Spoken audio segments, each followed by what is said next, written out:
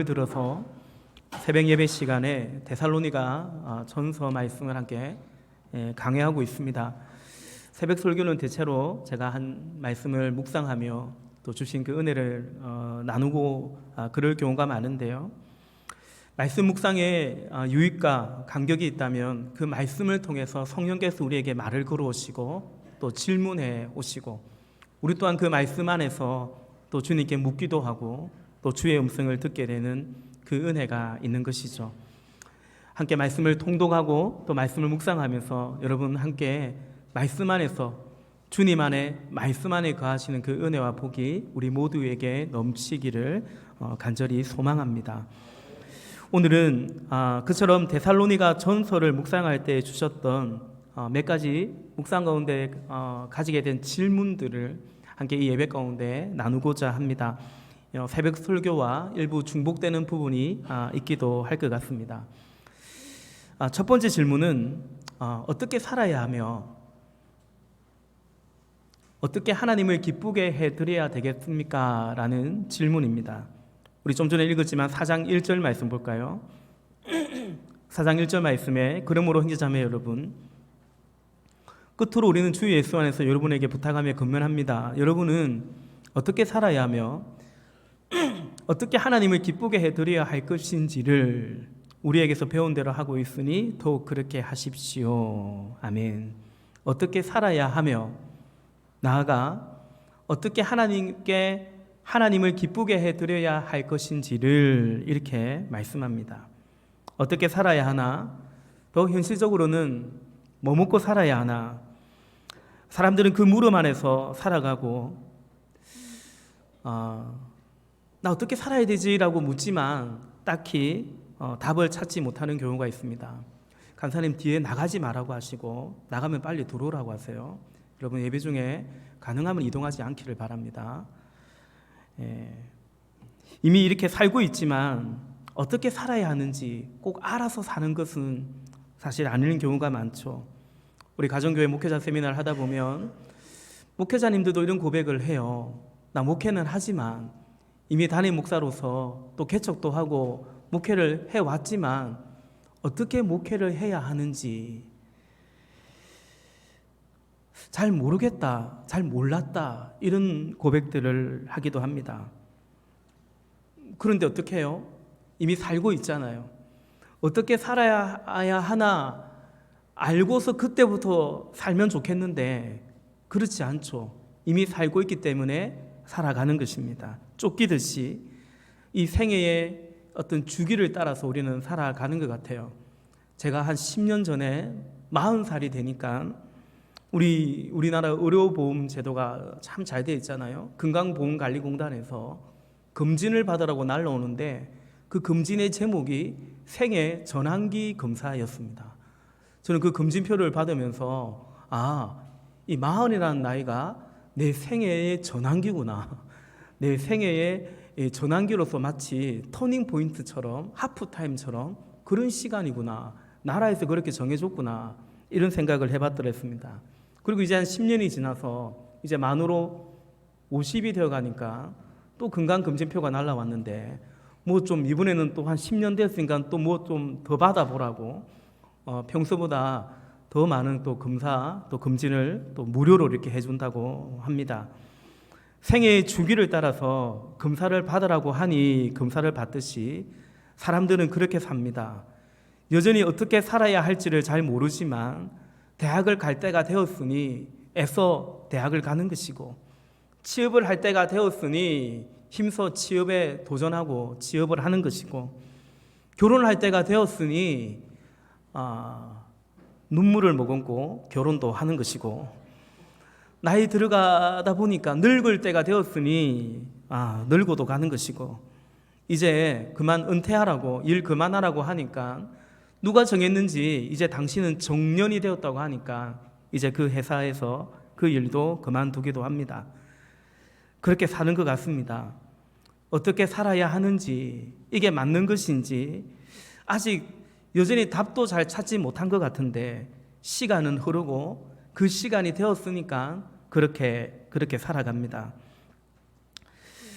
그것도 문제라면 문제인데 문제는 그 때를, 그 주기를 쫓아 살아가는 것만으로도 참 벅찰 때가 많습니다. 취업 때가 되었으니 취업이 되면 좋겠는데, 결혼할 때가 되었으니 또 가정을 이루면 좋겠는데, 출산할 때가 되었으니 아기도 좀 순풍순풍 잘 낳고 싶은데, 그런데 그런 생애의 주기를 따라가는 것만으로도 때로는 참 숨가쁘고 벅찹니다. 그래서 우리가 살아가는데 어떻게 살아야 하지라는 이 질문은 마땅히 해야 될 질문인데, 때로는 이 질문마저도 참 목가적이고 한가로운 그런 질문처럼 느껴지고, 당장 뭐 먹고 살아야 하나 그 현실이 훨씬 더 우리와 가까운 것 같습니다. 제가 참 좋아하는 시 가운데 하나이죠. 이게 아닌데, 이게 아닌데, 사는 게 이게 아닌데, 그러면서 봄이 오고 그러면서 여름이 오고, 사람들은 살았다지요, 그랬다지요 라는 그 김용택 시인의 노랫말처럼, 이게 아닌데, 이게 아닌데, 사는 게 이게 아닌데 생각할 겨를도 없이 무엇인가 결제할 날은 다가오고, 또 돈 들어갈 일은 많기도 하고, 그러니 살았다지요, 정말 그랬다지요와 같습니다. 이러한 현실 속에서 사람들은 어떻게 살아가는 것 같습니까? 주로는 하루하루 그날에 먹고 사는 것을 따라서 살아갈 경우가 많습니다. 몇 주 전에도 말씀드린 것처럼 우리 베드로를 봤는데, 베드로가 어부였죠. 그러니까 그물을 던지고 그 그물에 든 물고기가 얼마나 되는지에 따라서 어느 날은 많은 날이 많이 잡히면 그날은 기분도 좋은 날이고, 그날은 참 살만한 날이고, 그러나 밤이 맞도록 수고했지만 물고기 한 마리 못 잡은 그런 날이 되면 참 그날은 공친 날이고, 기분도 참 힘도 빠지는 날이고, 일희일비하듯이 살아가는 것 같습니다. 그런 인생 가운데, 그런 베드로에게 예수님이 찾아오셨고, 그런 우리의 인생 가운데 예수님이 찾아오십니다. 그래서 원래는 그렇게 살 수밖에 없는 우리를 하나님의 자녀 삼아 주시고 진리 안에서 영원한 생명을 허락해 주셨습니다. 그것은 곧 우리의 영혼이 하나님 안에서의 안식을 누리는 영혼이 잘된 가치의 은총인 것입니다. 또 그 영혼이 잘된 가치의 그 은총 안에서 우리에게 주신 복이 있다면 그것은 우리의 범사가 참 잘되는 복입니다. 그것은 뭐냐? 어떻게 뭐 먹고 살아야 하나라는 것을 넘어서서 하나님의 나라를 위해서, 하나님의 자녀로서, 하나님의 백성으로서 이 땅에서 어떻게 살아야 되는지, 우리의 질문이, 우리의 물음이 조금씩 바뀌어져 가는 축복을 누리게 됩니다. 어떻게 살아야 하는지, 뭐 먹고 살아야 하는지, 누가 보기에 난 어떤지, 이제 그 질문으로부터의 해방을 얻게 되고, 이젠 오늘 4장 1절의 말씀처럼 어떻게 하나님을 기쁘게 해드려야 하나, 그 생각이 드는 거죠. 그래서 그러기 위해서 어떻게 살아야 하나, 그러니까 원래는 어떻게 살아야 하나, 그래서 하나님 좀 도와주십사 하고 믿음 생활을 시작했다고 한다면, 이제 그리스도 안에서 주님의 은혜 가운데 어떻게 하나님을 기쁘게 해드려야 할까라는 질문 속에서, 그렇다면 난 어떻게 살아야 하나라고 질문이 바뀌어져 가는 경험을 하게 되죠. 여러분, 그렇습니다. 성도는 어떻게 살아야 하나라는 그 질문 앞에 이른바 하나의 전제가 생겼어요. 하나님을 기쁘시게 하기 위해서, 주를 기쁘시게 하기 위해서, 그럼 어떻게 살아야 하나, 이제 그 생각을 하게 되는 거죠. 에베소서 5장 10절에서도 사도 바울은 이렇게 말합니다. 주님께서 기뻐하시는 일이 무엇인지를 분별하십시오 라고 말합니다. 그냥 되는 대로 사는 게 아닙니다.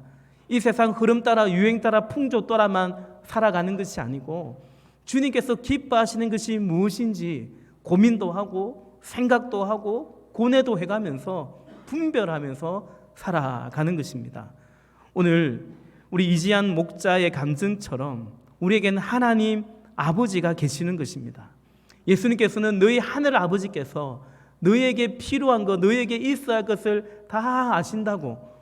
그러니까 우리에게 필요한 것을 다 채워주시겠다라고 말씀하셨으니, 그러니 무엇을 먹을까? 하나님 안 믿는 이방인들처럼 무엇을 먹을까, 마실까, 입을까? 아니, 더 잘 먹을까, 더 잘 입을까? 그래서 누구 못지 않게 남 누구 보란 듯이 잘 살아볼까라는 그저 그런 인생이 아니라, 그래서 염려하고 또 욕심을 따라 살아가는 그런 인생이 아니라, 너희는 하나님의 자녀가 되었으니, 하나님의 백성이 되었으니 너희는 하나님의 나라와 하나님의 의를 구하고 살라, 그리 말씀하셨습니다. 우리가 하나님 자녀가 된 것은 다만 죽어서 천국 가는 정도가 아니라, 여기 이 땅에서도 하나님의 나라를, 하나님의 창조의 형상을 회복해가는, 하나님이 그 일을 하시는데요, 그 하나님의 일에 동력자로서의 부르심을 받아서 살아가게 되었다라는 것입니다. 그러므로 천국 백성인데, 그런데 그냥 땅의 사람으로만 살지 말고 하나님의 나라를 바로 지금 여기에서 이루어가는 인생으로 하나님의 소원을 품는 하나님의 종으로 살아갈 수 있기를 바랍니다. 깨어진 세상, 깨어진 관계, 깨어진 가정, 사실은 그 깨어진 내 삶에 하나님께서 찾아오신 것처럼 이제 우리가 이 땅 가운데 주님이 여전히 깨어진 세상을 회복해가고 깨어진 영혼을 살려가기를 원하시는 그 일에 그 주님의 동력자로 쓰임받는, 그것이 바로 우리를 향한 하나님의 은혜다라는 것입니다.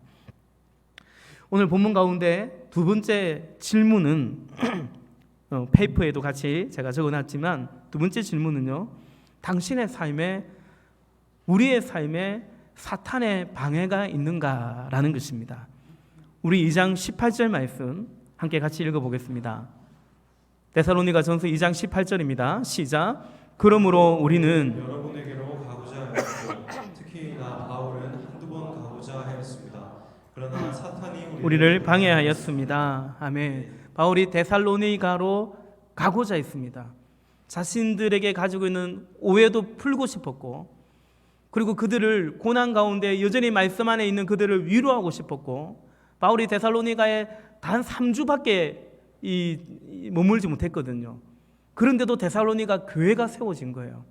그래서 다시 가서 그들을 격려하고 견고히 세워주고 싶었는데, 그런데 그 길이 막혔다라는 것입니다. 사탄이 방해했다라는 것입니다. 여러분, 우리가 사도행전을 보면 더 잘 알게 되지만, 이처럼 바울이 가는 길에, 바울이 가고자 하는 길에는 사탄의 방해가 자주 있었습니다. 성령 안에서의 복음의 역사가 많았고요, 그에 못지않게 사단의 방해가, 그래서 그 가운데 많은 어려움을 겪기도 했습니다. 왜 그럴까요? 그 이유는 명확합니다. 하나님이 기뻐하시는 일을 했기 때문입니다. 하나님이 기뻐하시는 일이란 곧 사단이 싫어하는 일인 것입니다. 여러분, 하나님 나라를 우리가 이 땅에 회복해 가는 것은, 하나님의 왕국을 세워가는 것은 사단의 왕국을 무너뜨리는 생사를 건 싸움입니다.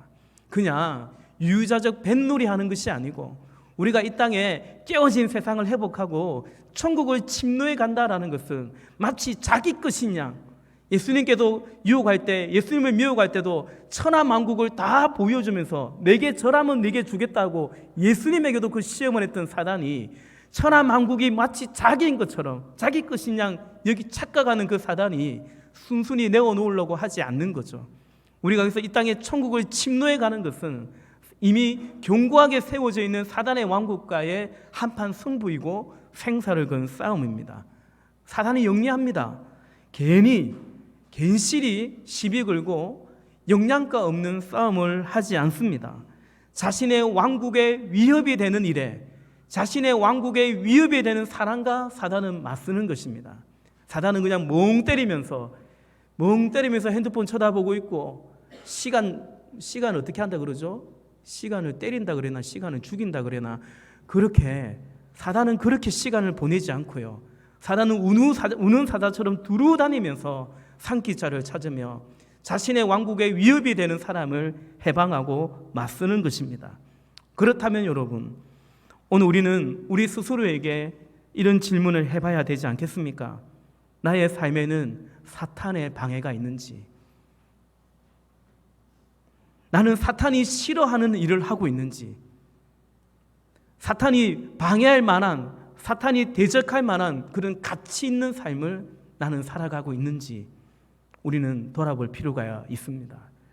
사단에게 넘어져서 속아서 넘어졌다는 말이 아니라 사단이 대적하는구나, 사단이 방해하는구나, 사단이 막는구나, 그것을 때로는 느끼면서 내 삶에 그런 고백들, 그런 경험들이 있는지 우리는 돌아볼 필요가 있습니다. 오늘 바울의 경우도 그렇지만 때로는 이 일은, 사단이 방해하는 것은 우리의 삶의 계획이, 우리의 삶의 길이 막히는 것으로 나타나는 경우가 사실은 많습니다.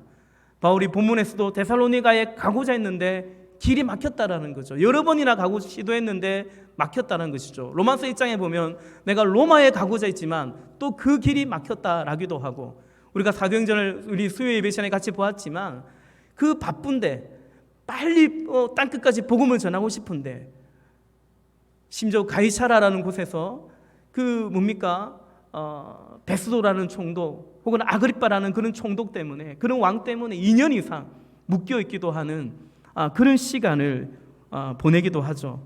로마서 1장 13절 말씀에 보니까, 형제자매 여러분, 여러분은 이것을 아시기 바랍니다. 나는 여러분에게 가려고 여러분 마음을 먹었으나 지금까지 길이 막혀서 뜻을 이루지 못하였습니다 라고 말합니다. 길이 막히는 거예요. 길이 막히니까 기가 막히는 거죠. 그러나 여러분, 결코 그것은 막힌 것이 아닙니다. 우리가 주님 안에 있을 때, 우리가 주님 안에 있다면 막힌 것이 아닙니다. 더딘 것이 아니요, 이루지 못한 것이 결코 이루지 못한 것이 아니라는 사실을 우리는 기억해야 됩니다. 제가 한두 번 말씀드렸지만 바울이 로마로 가고 싶었는데 길이 막혔어요. 아마 사탄이 방해한 것 같아요. 그래서 로마로 가지 못했기 때문에 바울이 로마서를 적은 것입니다. 로마에 보낸 편지를 적은 것입니다. 바울이 로마로 가는 길을 막았는데 성령께서는 바울을 감동하셔서 로마서를 적게 하시고 오늘 우리에게 이 주옥 같은 복음의 이 편지가 우리에게 주어지도록 했던 것입니다. 그가 로마에 간 것보다, 물론 나중에 갑니다. 로마에 간 것보다 비록 더뎌갔지만 훨씬 더 풍성한 열매를 주의 교회에 오늘 우리에게 하나님께서는 바울을 통해서 허락해 주셨던 것입니다. 로마서 8장 28절에 사도 바울이 고백하죠. 하나님을 우리가 알거니와 하나님을 사랑하는 자, 곧 그의 뜻대로 부르심을 입은 자들에게는 모든 것이 합력하여 선을 이루느라 말씀하십니다. 그 선을 이루는 그 일이 어떤 일인지 알 수 없지만, 그러나 여러분, 이 말씀은 진리입니다. 선하신 하나님이 하시는 일은, 선하신 하나님 안에서의 나타나는 일은 다 합력하여 선이 되는 것입니다. 여러분 기억하십시다. 하나님이 선하시기 때문에 그렇습니다. 하나님의 심판도 마찬가지입니다. 여러분, 하나님의 심판은, 하나님의 진노는 무서운 것입니다. 저주죠. 예수께서 화 있을진저라고 말한 것처럼 하나님의 심판을 당하는 그 사람에게는 분명 저주요, 화 있는 것이 되는 것입니다. 그러나 그 심판은 선하신 하나님의 심판이기 때문에 선이 되는 것입니다. 가나안 땅을 정복할 때 그죠? 그래서 예수님을 아직 알지 못하는 사람은, 어렴풋이 아는 사람은 성경 속에 하나님이 왜 그렇게 잔인하냐고, 가나안 땅을 정복할 때 진멸하라고, 아이도 죽이고 부녀자들도 죽이고 짐승마저도 죽이고 왜 다 죽이라고 하냐고, 그렇게 잔인한 하나님이 무슨 하나님이라고 말하는데, 아닙니다. 여러분, 선하신 하나님의 모든 것은 선이 되는 것입니다. 반대로 인간에게는 절대 선이란 없죠. 사람들은 선을 행하는 것 같지만 그 안에 100% 순결함이란, 순수함이란, 절대 선이란 없는 겁니다. 그러나 하나님은 그렇지 않는 것이죠. 사랑하는 여러분, 무엇이 잘 되는 거고 무엇이 이루어지는 것인가, 혹은 반대로 무엇은 잘 안 되는 것이고 무엇은 참 잘 이루어지지 않는 것인가, 하나님 안에 있는 것이, 여러분, 그것이 선이요, 그것이 잘 되어 있는 것입니다. 그러므로 여러분, 영원히 잘된 가치를 선택하는 것이, 내가 다만 범사가 잘 되고 내가 하는 일이 잘 되고 다만 좀 더 돈을 많이 벌고 다만 좀 더 성공하고 그것을 쫓아가는 것이 아니라 영혼이 잘된 가치를 선택하는 그것이 잘 되어 가고 있는 것이고 주의 뜻을 따라 살아가는 그것이 잘 되고 있는 것으로 믿습니다. 목자 목녀의 삶 이런 삶 공부가 있는데 우리도 언젠가 하겠죠. 거기에 이런 도전적인 질문이 있습니다. 당신은 멀쩡한 포로입니까? 아니면 당신은 영광스러운 부상자입니까? 라는 질문이 있습니다. 이게 멀쩡합니다. 사탄의 방해가 없는 거죠. 고난도 시련도 없는 겁니다. 그래서 멀쩡합니다. 성도 간에 교제도 없고 섬김도 없고 영혼 구원에도 관심이 없고 그래서 멀쩡합니다. 그러나 사실은 멀쩡한 포로, 영적으로는 멀쩡한 포로인 것입니다. 사단이 방해하지 않습니다. 이미 사단에 장악되었기 때문에 그냥 내버려 둘 가능성이 많습니다. 그러나 하나님을 기쁘시게 하고자 그리 살아갈 때 시련이 있습니다. 고난이 있기도 하고 상처를 입기도 하고 더 나아가 부상을 입기도 합니다. 바울은 자신의 삶을 두고서 그런 흔적이 있노라라고 했습니다. 바울이 고백하죠. 맹수의 위협이 있었고 동족의 위협이 있었고 배가 파손하기도 했고요. 그 끔찍한 태장을 2번씩이나 맞기도 했고요. 그거 맞고 살아남은 사람이 없는데 그걸 2번이나 40에 하나 감한매를 맞기도 했고요. 또 돌에 맞기도 했고요.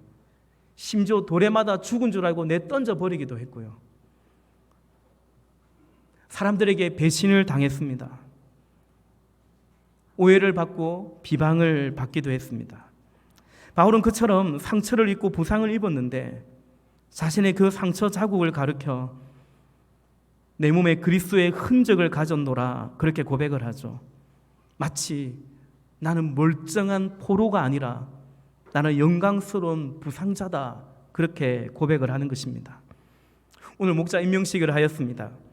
목자 헌신 간증문을 미리 받아 읽어보니 이제 못 모르고 목자 하겠다는 사람은 없는 것 같습니다. 오히려 훨씬 고민들을 많이 했습니다. 그 안에서 우리 세워진 목자, 부목자들이 여전히 주님만 의지할 따름이지만 아마도 이런 생각, 더 나아가 이런 각오를 한 것 같습니다. 멀쩡한 포로가 아니라 비록 상처 입고 심지어 부상을 입을지라도 영광스러운 부상자의 삶을 살겠노라. 그것이 목자의 삶인 것 같습니다. 여러분, 이것은 교회적으로도 마찬가지입니다. 우리는 멀쩡한 포로 같은, 그래서 참 좋은 교회인지요? 아니면 복음과 함께 고난받는 영광스러운 부상자들 같은 그런 교회인지요? 요한계시록에 라오디게아 교회를 가리켜 3장 17절과 18절에서 주님이 이렇게 말씀하십니다. 너가 이렇게 미지근하여 뜨겁지도 않고 차지도 않으니 나는 너를 내 입에서 뱉어버리겠다. 너는 풍족하여 부족한 것이 조금도 없다고 하지만 실상 너가 비참하고 불쌍하고 가난하고 눈이 멀고 벌거벗은 것을 알지 못한다 말씀합니다. 여러분, 라오디게아 교회는 어떤 교회였다고요? 풍족하여 부족한 것이 조금도 없는 교회였습니다. 좋은 거 아닙니까? 사람들이 좋아하지 않겠습니까? 딱 좋은 온도입니다. 미지근한 그런 온도입니다. 그런데 주님은 뭐라고 말씀합니까? 나는 너를 내 입에서 뱉어버리겠다. 이전 성경에 보면 토해버리겠다라고 말씀하십니다. 목회를 하면서 그런 생각을 해봅니다. 그런 부담이 또 제 안에 있습니다. 우리 성도님들을 어찌하든지 미지근하게 내버려 두지 않도록 그것이 저의 소임이라고 생각하고 나름 몸부림쳐 가려고 하는 것입니다. 예컨대 우리 미래를 절제하고 성경을 좀 통독하자라고 했을 때 요즘 보면 우리 목자들도 그걸 잘 안 하는 것 같아요. 근데 목자들이 거의 부담은 가지고 있는 것 같아요. 제 눈치를 좀 보는 것 같기도 합니다. 여러분, 그렇게 해서 괜히 저 눈치 보지 마시고 눈치가 늘어가는 그런 신자 되지 마시고 그렇게 억지로라도 하다가 담임 목사 의식해서라도 하다가 결국 말씀 안에 거하는 우리 목자들이 되고 성도님들이 되기를 바랍니다. 말씀 안에 거하시기를 바랍니다. 그걸 돕고자 할 뿐입니다. 다른 뜻이 없죠. 우리 직분자들이 좀 더 기도의 자리에 나와서 얼마나 기도할 때입니까? 기도하기를 바라는 것입니다. 그래야 주님 앞에 칭찬을 받습니다. 맡은 자에게 구할 것은 충성이라고 했기 때문에 그냥 그래도 괜찮고요, 이래도 괜찮고요, 그러면 저도 좋고 여러분도 좋을 수 있겠지만 아니요, 조금 더 기도하십시다. 좀 더 충성하십시다. 그래야 주님이 주시는 상급이 여러분에게 있기 때문입니다. 여러분, 우리 미지근에서 그래서 온도 딱 좋은, 그래서 멀쩡해서 좋은 교회, 사실은 멀쩡한 포로가 되지 말고 사단이 그냥 내버려 두는 그런 교회 되지 말고 복음과 함께 고난을 받는 영광스러운 그리스도의 흔적을 가지는 그런 교회가 되기를 소망합니다. 디모데후서 1장 8절에 그러므로 그대는 우리 주님에 대하여 증언하는 일이나 주님을 위하여 갇힌 몸이 된 나를 복음을 부끄러워하지 말고 하나님의 능력을 힘입어 복음을 위하여 고난을 함께 겪으십시오 라고 말합니다. 그런 교회가 있습니다. 요한계시록 2장에 보면 스무나 교회가 있죠. 2장 8절과 9절에 주님께서 말씀하십니다. 스무나 교회의 심부름꾼에게 이렇게 써보내라. 처음이며 마지막이요, 죽으셨다가 살아나신 분이 이렇게 말씀하신다. 나는 너가 당한 환난과 궁핍을 알고 있다. 그런데 사실 너는 부요하다. 또 자칭 유대의 사람이라는 자들에게서 네가 비방을 당하고 있다는 것도 나는 알고 있다. 그러나 사실 그들은 유대 사람이 아니라 사탄의 무리다 말씀합니다. 스무나 교회는 환난과 궁핍 속에 있는 교회였습니다. 라오디아 교회와 정반대의 교회였습니다. 그러나 동일하게 정반대로 예수님께서 스무나 교회를 향해서는 이렇게 말하죠. 그런데 사실 너는 부요하다라고 생명의 면류관이 예비되어 있다라고 말씀하십니다. 이제 마지막 세 번째 질문을 나누고 말씀을 정리하고자 합니다. 세 번째 질문은 당신의 희망과 기쁨과 자랑은 주님 앞에 서는 그날에도 유효한가라는 질문입니다. 우리 2장 19절과 20절 말씀 함께 또 읽어보겠습니다. 같이 읽습니다. 시작.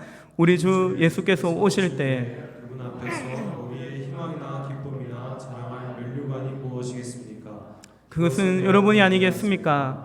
여러분이야말로 우리의 영광이요 기쁨입니다. 아멘. 어떻게 살아야 하나? 뭐 먹고 살아야 하나? 그 질문 속에 사람들이 살아가듯이 사람들은 동일하게 희망, 기쁨, 자랑거리를 갈망하며 살아들 가지요. 여러분, 그렇다면 당신이 이루고자 하는 희망, 기쁨, 그 자랑거리는 어떤 것입니까? 우리의 희망과 기쁨과 그 자랑거리가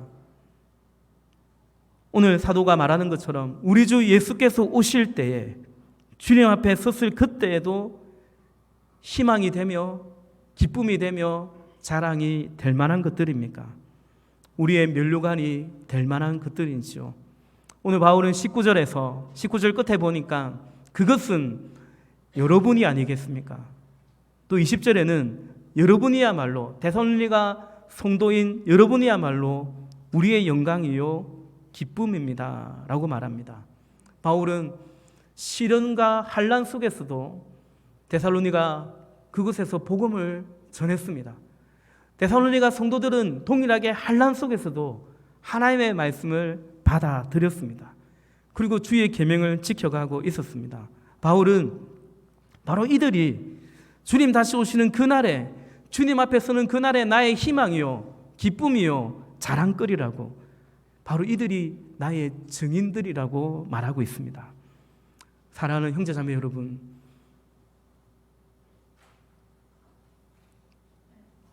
우리의 삶에 이런 증인들이 있기를 바랍니다. 주님이 나를 살리고 깨어진 내 인생을 회복해 주었다면 그렇듯이 나 또한 우리 주님을 따라서 주님의 뜻을 쫓아가면서 이렇게 주님 앞에 살린 영혼이 있고 세운 사람이 있고 그것을 위해서 내가 기도하고 섬기며 했던, 그래 함께 주님 앞에 서게 되는 그 사람들, 하나님, 이들이 주님 앞에 서는 바로 그날에 하나님 저의 희망이고 기쁨이고 자랑입니다. 이들이 나의 증인들입니다. 오늘 사도의 그 고백처럼 우리가 그렇게 고백할 수 있는 그런 증인들이 있기를 원하는 거죠. 지난 주간 기도해 주셔서 목회자 컨퍼런스 은혜 가운데 잘 다녀왔습니다. 최은기 목사님께서 사역 원장을 은퇴하시고 한 6년 정도 만에 다시 목회자 컨퍼런스에 초청을 받아서 이번에 개회식에 개회사 말씀을 전해주셨습니다. 그 개회사 가운데 이런 말씀을 하셨어요. 우리 목사님들 은퇴할 때까지, 내 목회를 은퇴할 그날까지를 생각하면서 목회하지 말고 주님 다시 오실 때까지, 주님 다시 오실 때까지를 생각하면서 목회를 해가면 좋을 것 같다라는 말씀이었습니다. 당신도 이미 은퇴하셨고 또 이제 가정교회도 20년, 30년 역사가 되다 보니까 은퇴를 앞두고 있는 목사님들이 적지 않은데, 우리가 은퇴할 날을 생각하며 지금 우리의 목회를 정리하듯이 목회하지 말고, 나는 역사의 뒤안길로 사라지고 나는 퇴장할지라도 주의 교회는 남는 것이고 주님의 나라는 이어져 가는 것이고 영혼구원의 제야 삼는 이 사역은 이어져 가는 것이기 때문에 주님 다시 오실 때까지라는 그날을 생각하며 목회를 해가면 좋겠다라는 권면이었습니다. 저는 그 가운데 많이 회개하고 또 눈물도 흘리기도 했습니다. 오늘 건축위원장님이 설명도 했지만 건축의 여정 속에서 시간이 지나면서 제 안에 불편하고 복잡하고 약간은 이제 억울한 그런 마음들도 있었던 것 같습니다. 우리가 이것을 결정할 때에도 인간적인 마음으로는 우리가 얼마나 갖추어져 있었습니까? 갖추어져 있는 교회 건물이 있었고 또 성도들이 있었고 또한 우리가 재정적으로도 충분히 자립하고 있었고 또 우리 장로님 비롯해서 많은 목자 목녀님들이 이렇게 헌신적으로 동력해 주고 계시는데, 이 선택을 하면, 이 결정을 하면 그 이미 누리고 있는 것들을, 많은 것들을 나는 포기해야 되는 것이고 우리 함께 포기해 가야 되는 것이고, 결국 그 모든 주님의 일이지만 결국 그 모든 책임은 담임 목사인 내가 또 사실은 져야 되는 것인데, 믿음 안에서의 선택이지만 시간이 지나면서 인간적인 계산들이 제 안에 적지 않았던 것 같습니다. 주님이 말씀하세요.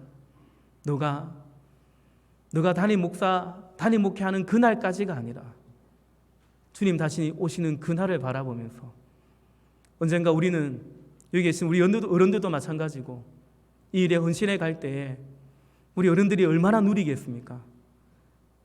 그럼에도 불구하고 우리는 사라진다 할지라도 주님 다시 오시는 그날까지 저 다음을 이어서 목회하는 그분들을 위해서, 우리의 이 다음 세대를 위해서 하나님이 허락하시는 바로 주님 다시 오시는 그날까지를 바라보며 주의 교회와 주의 나라를 세워가는 그런 종이 되기를 바란다는 주님의 음성이었습니다.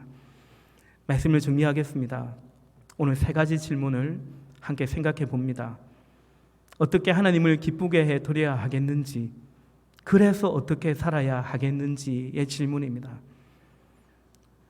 그렇게 살아가는 나의 삶에, 우리의 삶에 사탄의 방해가 있는지, 사탄이 방해할 만한 그런 가치 있는 삶을 살아가고 있는지, 멀쩡한 포로가 아니라 영광스러운 부상자의 삶을 살아가고 있는지, 내가 희망하고 기뻐하고 자랑으로 여기는 그것이 주님 앞에 서는 그날에도 여전히 자랑이 되며 희망이 되며 기쁨이 될 만한 것들인지. 사랑하는 여러분, 성도의 축복은 우리에게 이 3가지 질문을 하나님이 주셨다는 것이고, 그 질문 속에 살아가게 되었다라는 것입니다. 특히 우리 목자님들은, 우리 목녀님들은 이미 이 질문 속에 이것을 온몸으로 경험하며 살아가고 계시는 것입니다. 말씀드린 것처럼 비록 우리는 은퇴하고 사라질지라도 주님의 나라와 사역은 여전히 이어질 것이기 때문에, 이어져 가야 되기 때문에 주님 다시 오실 때까지 우리 이 길을 같이 갈 수 있기를 바랍니다. 멀쩡한 포로가 아니라 영광스러운 부상자로 함께 살아갈 수 있기를 바랍니다. 그날에 주님께서 우리의 눈물과 우리 눈의 눈물을 닦아주시고 내 안에 있는 그리스도의 그 흔적들을 싸매어 주실 것입니다. 같이 기도하겠습니다.